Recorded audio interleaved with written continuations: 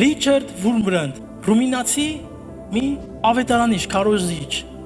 որը որ եղել է սովետական միության ժամանակ։ Իրան նստացրել են հավատքի համար բանտում։ Տարիներով նստած է եղել, իր ընտանիքին բաժանել են, ամեն մեկին կտանքների են ենթարկել։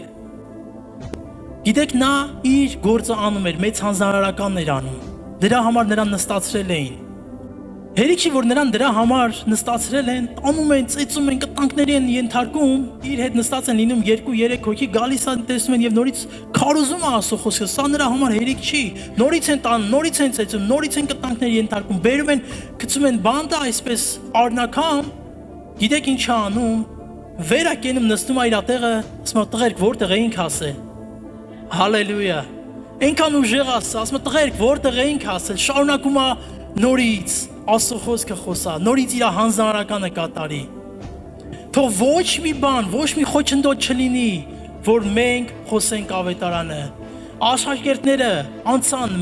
ամեն դժվարություններով, ամեն փորձություններով, բերդերով, անգամ մահապաժի ենթարկվեցին, բայց իրենց գործը արեցին եւ այս խոսքը, որ մենք այսօր ունենք, իրանց միջոցով եկավ, հասավ մեզ եւ մենք այսօր պետքա չփակենք, դնենք մի կողմի վրա, այլ վերցնենք, դուրս գանք աշխարհով մեկ տարածենք։